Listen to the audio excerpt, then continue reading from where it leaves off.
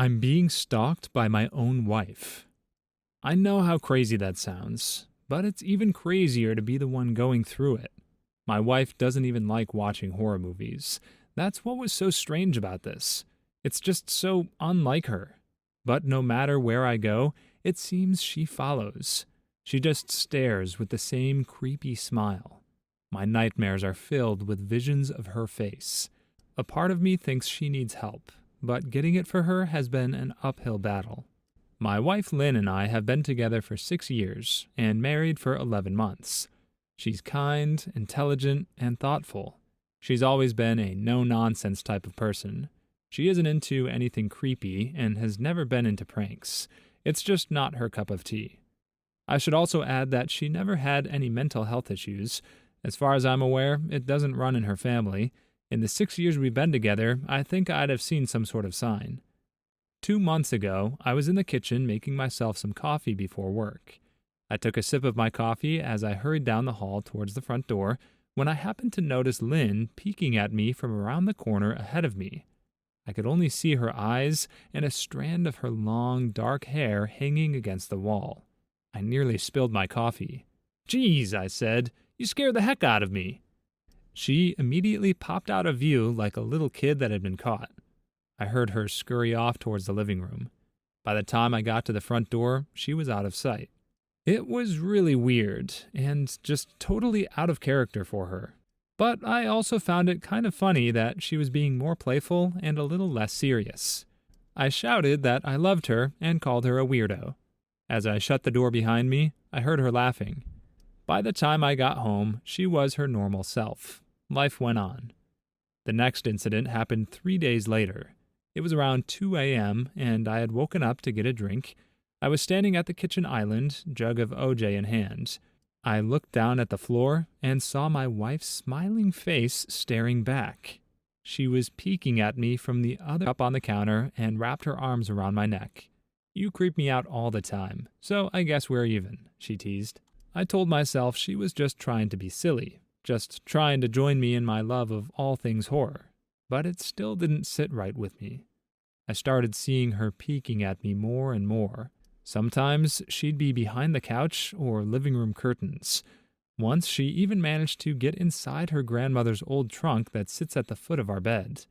She'd been grinning like an excited toddler. I asked her why on earth she was doing this.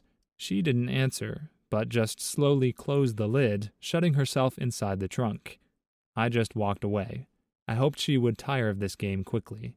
Lynn didn't peek at me for the next 2 weeks.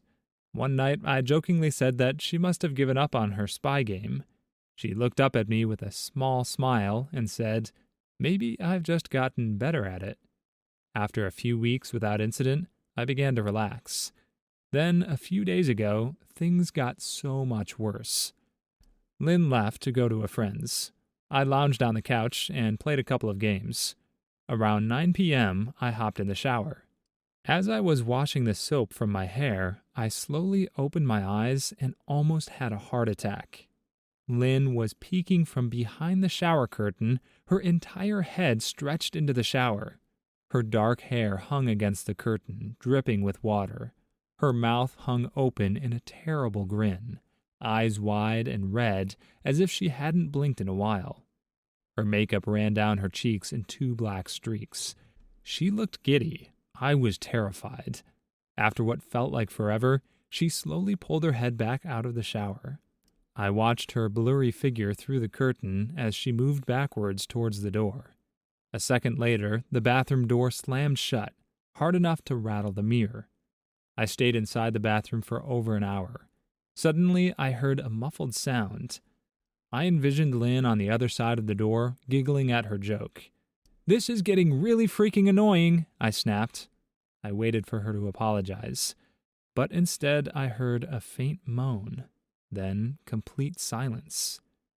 I won't deny that I was scared, too afraid to open the door and face my own wife. I waited another 30 minutes or so. Finally, I got down and peered under the door. I could see straight down the hallway to the top of the stairs. I looked for a few minutes, waiting to see her head pop up over the top step, but it never came.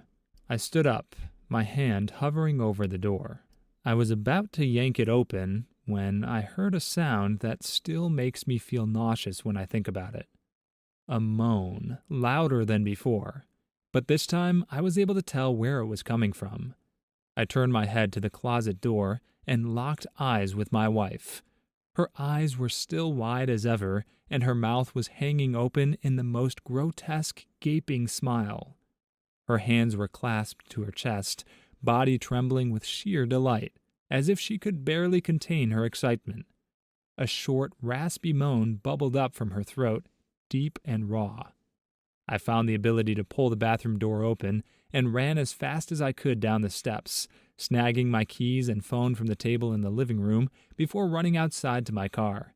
I could hear her shrill laughter behind me, but I didn't hear her getting closer. I drove away faster than I legally should have, shivering the entire time, either from fear or the cold, maybe both. I hadn't grabbed a coat or even a pair of shoes. I was still in my boxers, and my hair was damp.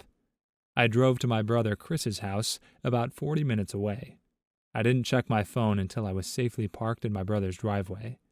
Lynn had called 4 times and sent a flurry of texts wondering where I'd gone and why I left like that. My brother and his wife were surprised to see me, but told me to stay as long as I needed. Chris lent me some clothes and asked what happened. I told him Lynn and I had a fight. I tried to sleep on their sofa, but my brain wouldn't let me. Every time I closed my eyes, I saw Lynn's face staring at me from inside the closet. Knowing she'd been in there with me the entire time made my skin crawl.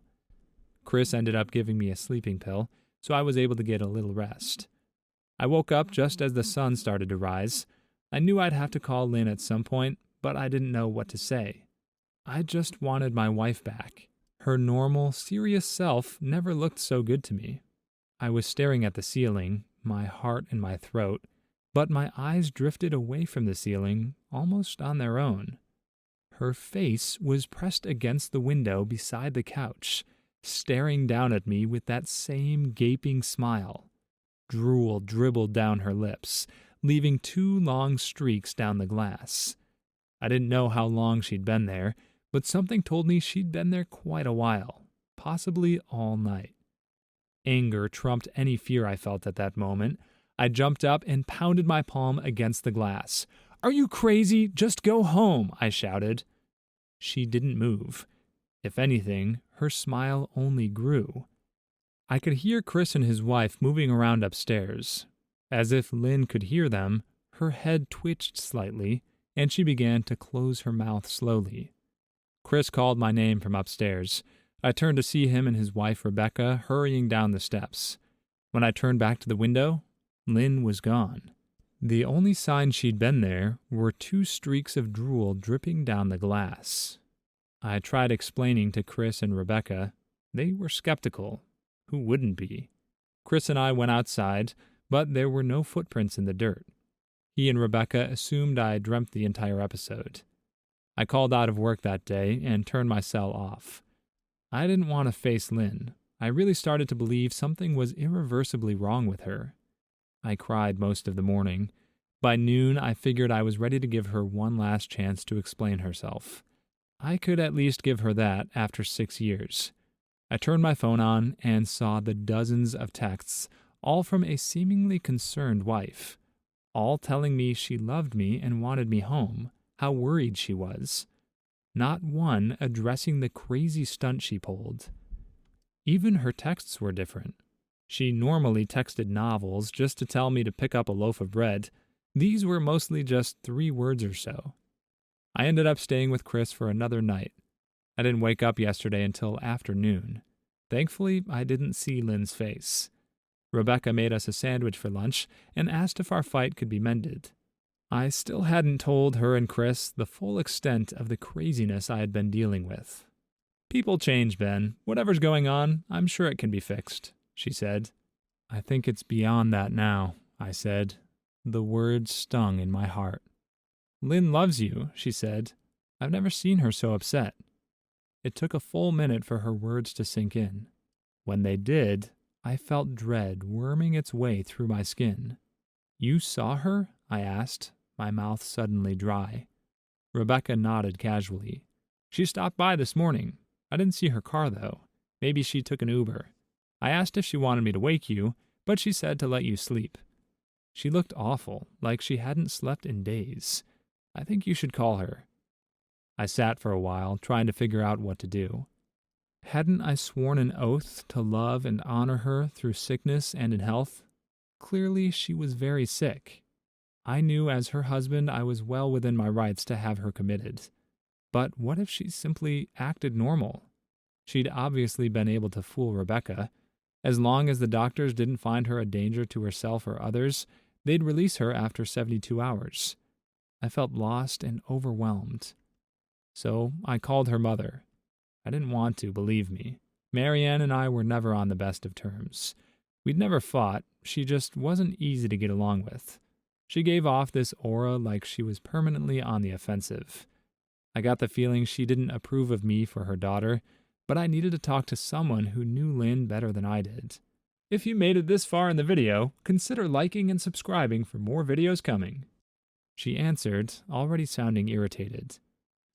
What is it you want, Benjamin? It's about Lynn, I said. She's been acting strange lately. I'm sincerely concerned about Lynn's mental health. I heard a faint, shaky intake of breath, as if she were trying to hold her steely persona together, but failing. Benjamin, I don't know what to tell you. My only advice would be to seek professional help. Do not call here again. Goodbye. I tried to call out to her, but she'd hung up. I tried to wrap my head around her refusal to help me. Even if she didn't like me, why wouldn't she want to help her own daughter? I remembered her last words. Seek professional help. She'd said those words with a bit of urgency, as if they were very important. I waited for Chris to get home. After a very long and exhausting conversation with him and Rebecca, I convinced them that Lynn truly needed psychiatric help. I didn't tell them everything, but I told them about our last encounter, how she'd hidden in the bathroom. Thankfully, they believed me. Still, they didn't think it was all that serious. Weird, maybe, but not dangerous. Chris reasoned that calmly trying to coax her into going willingly was the best recourse. We drove over this morning just after breakfast. Her car wasn't there, but I still didn't let my guard down. The front door was ajar. For a split second, I thought we'd see her eyes staring through the gap. I was shaking and starting to sweat. Chris was fine. He waited for me to open the door, his hands in his pockets like he was going on a freaking stroll through the park. I envied his ignorance. I pushed the door open and was immediately hit with the stench of rot. Oh, what do you guys use to clean the floors around here? Dung? Chris mumbled. The house was deadly quiet and dark, despite being 10 in the morning. All the curtains were closed up tight. If I hadn't left it just 2 days prior, I'd have thought the house to be abandoned. We moved through each room, calling her name. Why the heck are you looking under the couch? Chris asked. Aren't we looking for your wife? He was looking at me like I was a moron. He shook his head, but followed me up the stairs to check the bathroom and spare bedroom. I noticed that one of our wedding portraits on the wall along the staircase had been smashed. We had taken the photo just after leaving the church. She looked so beautiful. I never dreamed her face would be a source of terror for me.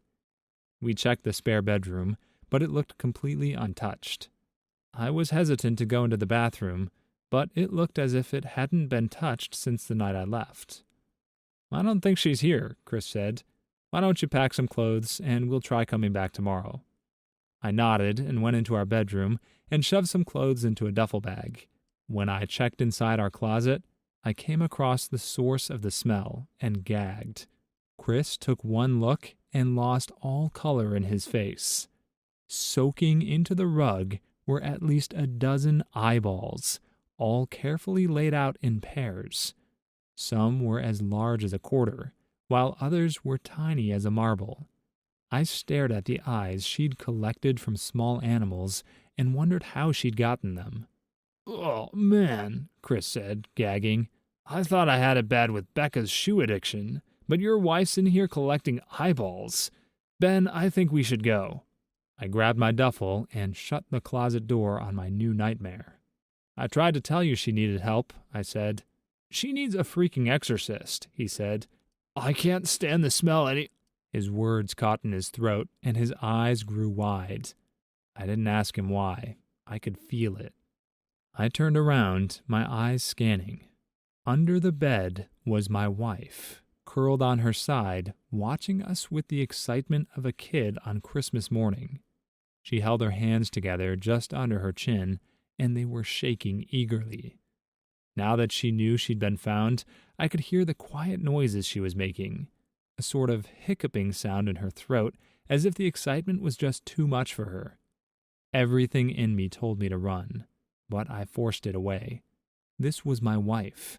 No matter how twisted, I had to help her. I took a step forward, approaching her like some kind of dangerous animal.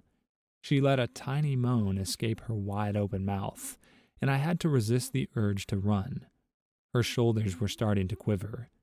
I crouched down so I could see her better, and immediately saw the blood. Her hands were covered in it. They trembled more the closer I got, as if she was barely able to contain herself. She bobbed her head, her bloody fingers moving up and down as if playing an invisible piano. I wanted to recoil in disgust. The smell coming off of her was revolting. Her lips were dry and stretched thin, blood seeping between the cracks. I scooted closer and reached out to her. The excited hiccuping sounds got louder, and her hands shook, fingers flexing. It was then that I could see the blood was oozing from in between her fingers. Instinctively, I reached out to take her hand. But before I could even touch her, Lynn's hand sprang out towards me. A sharp pain shot through my arm, and I fell back. My arm burned, and I could see the blood dripping down onto the carpet. I looked back at her in shock and saw her grinning madly, her fingers clutching a large shard of glass. "You all right?" Chris asked. I turned my head and nodded to him. When I turned back to face Lynn, her focus had shifted. She wasn't looking at me anymore, and she wasn't smiling. She was staring past me, glaring at Chris. Her mouth was still hanging open, but it was twisted into a snarl. I got to my feet and began walking backwards. Lynn started scooting out from under the bed, the shard still in her fist. "Chris, run!" I yelled. He must have been too afraid to move. He was still staring at the horror that was my wife. Lynn had crawled completely out from under the bed and stood, her face twisted in rage. Her whole body was visibly tense. "Jesus, Lynn," Chris said. "You playing hide and seek?" "Move your hide, Chris," I said as quietly but firmly as I could. Lynn bobbed her head in fast, sharp motions and began to grin, stretching her mouth open wider so that her chin seemed to touch her chest. I heard Chris mutter a prayer, and then he was running down the stairs. I stood at the top of the steps, stuck between self-preservation and love for a woman who clearly needed serious help. "I only want to help," I said, choking back tears. Her eyes focused on me as she slowly lifted the glass. And then she started sprinting towards me, grinning with utter excitement. I flew down the stairs, skipping 2 or 3 at a time. I made it to the front door before I felt her leap onto my back, wrapping her arms around my neck, her open mouth next to my ear so that I could hear those terrible hiccuping sounds. I shook her off, knocking her to the floor. I felt a searing pain in my back as she went, but I tore open the door and bolted to my car. Chris was standing in the front yard, talking on the phone with the police. I didn't say a word. I just ran to my car and jumped in. Chris took the hint and followed me, still on the line with 911. I watched the rear view, sure I'd see her running after us, but I never did. I went straight to the ER and got 11 stitches in my arm and 3 on my back. The police asked a lot of questions and went to the house to search. But, of course, Lynn wasn't there. They advised me to stay with a friend or relative for a while and to file a restraining order. But none of those things would matter. Somehow, I just knew. I dropped Chris off at home and went to a motel an hour away. This is where I've been for the last 4 hours. I thought maybe the police would find her, maybe they'd get her help. But now, I don't think so. Because 40 minutes ago, I got a text from an unknown number. Just 3 words. I found you.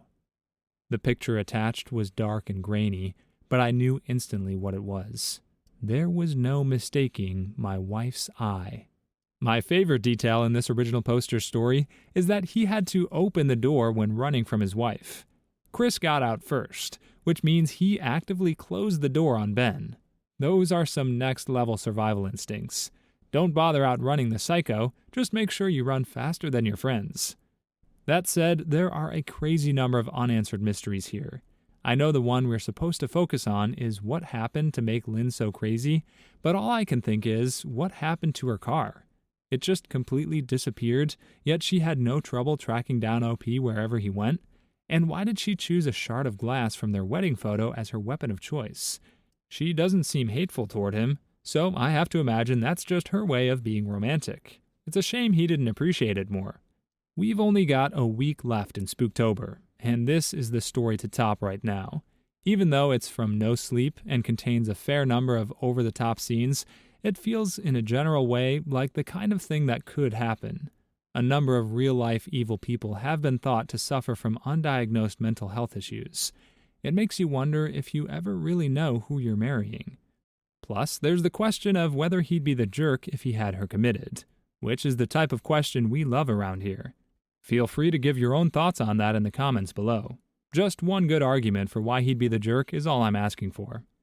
We'll be back tomorrow with more, but until then, always remember to check under your bed. Rookie mistake on Ben's part, if we're being real about it. Please leave your stories in the comments. I'd love to make a video of them in the future. Also, don't forget to like and subscribe.